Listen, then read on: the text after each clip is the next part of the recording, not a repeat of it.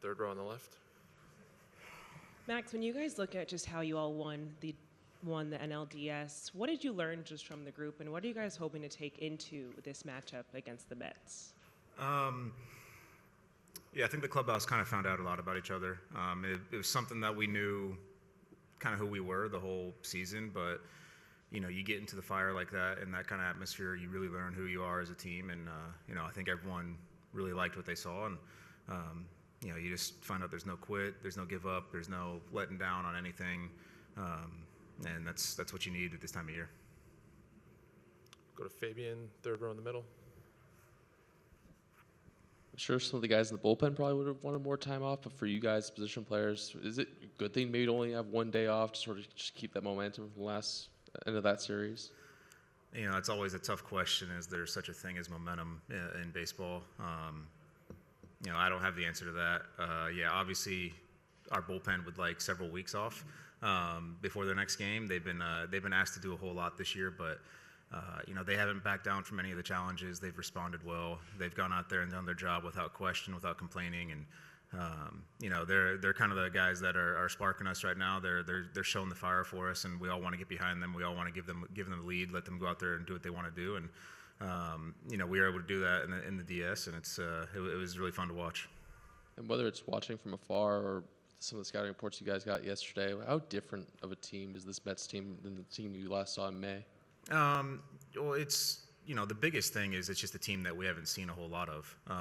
You talk about going from a team you've played in division, a lot of times over the years to a team that you see once or twice a year. It's just it's a group of guys that you just haven't seen a whole lot of, and so it's a little bit different a game plan for that. Whereas when we play the Padres, you already have a very good idea of what your game plan is going to be going into it. Whereas you're playing a team like the Mets, you almost have to start from scratch. So it's really just the familiarity that it's so much different than what we've had. We'll go about 5 rows back in the middle. Hey, Max, Francisco Villalobos here from Grupo Formula. The Dodgers have been here in this, have been incredibly successful in the postseason, only one World Series. And I say only one, not because it's easy to win World Series. It's difficult to win World Series. However, the people of Los Angeles expect the Los Angeles Dodgers to be champions every year.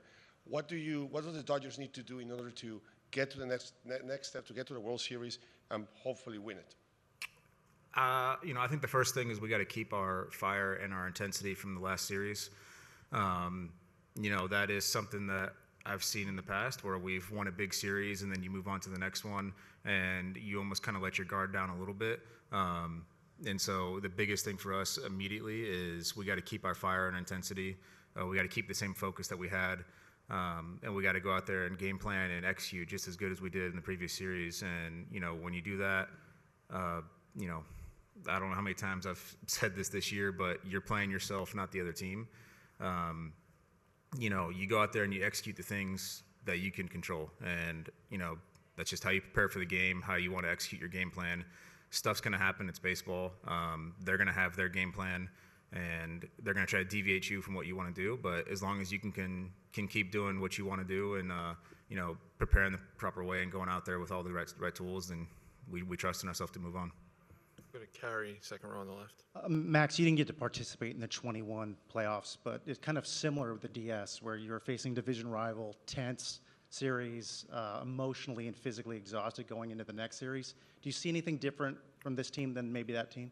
Well, that was definitely what I was just referring to, where I've talked about in the past, you've had the big series, and I obviously wasn't participating in that one, but I was there in the dugout watching, and that was something that I saw. That was, you beat the division rival.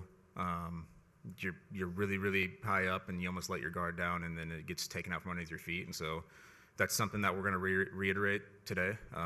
And this whole series, we got to make sure we just maintain our intensity, maintain our focus. And, I think that goes back to the group that we have in this clubhouse, and the fire that we have, and just the chemistry that we've had. It's almost immediately everyone was saying the same message, that we got to make sure we stay just as fired up and just as focused and just as prepared for this series. Let's go to Mike, third row. Hey, Max, what is your comfort level at first base right now, and did it come back pretty quick for you? Yeah, it was. It's pretty natural over there. I still haven't had that ball up the line, and I'm not gonna say that won't be in my head if there is one up the line, but it's a position that I played my whole career. I'm very comfortable over there. It's going over there when we had our 5 days off in our sim games, it just kind of felt extremely natural, felt easy, and I didn't really even have to think about anything. I just let it happen, and so that's what I did the couple games I got over there in the DS. So it's not an unnatural thing for me. Jack on the left side. Obviously, like the last couple of years, there's so much talk about the offensive approach and game planning in the postseason. Like, do you feel like you guys did anything better in that department in the DS, or is that something where it's just, you got more hits to drop in at key times when you look back at that series? I mean, isn't that just baseball? If you win, you get more hits to drop in. We've always game planned extremely well. I just think the difference with this year is you just have a different group of guys executing it. It's hard to really answer why it hasn't worked in the years past. It could be any number of things, but it's each year is a different group. From 20 to 21 to 22 to 23, it's a different group every year, a different group of guys. I know there's a lot of the same faces, but you have a different attitude in the clubhouse every single year, and the one we have this year, we're really enjoying it. Go back to Kirsten. Max, just quickly, with talking about game planning, when you look at just this matchup today, going against the starter, there's not too much information this year, just kind of due to injury. Obviously, you had the start in the DS, but how are you guys kind of just approaching it from the hitter standpoint? Are you looking at this as, potentially you could be seeing the bullpen a little bit earlier in the game, or how do you kind of just manage that with some unknown? A saying we've always kind of had when you're approaching a guy that may not give a ton of innings, or maybe it's an opener or any number of things, is he's going to go as long as we let him go. If we put together a bunch of really poor at-bats, they're probably going to keep running him out there. If we put together a bunch of really good at-bats, score some runs, get a lot of traffic on the bases, we're probably not going to see him too many times. So it's just one of those things where he's going to go as long as we let him go. And, we're obviously preparing for him like he's a built-up starter. Whether that's the case or not, you have to prepare for him that way, and you were also preparing for everyone else just the same as we always would. Any last ones for Max? All right, Max, thanks for coming in. Appreciate the time. Good luck this series.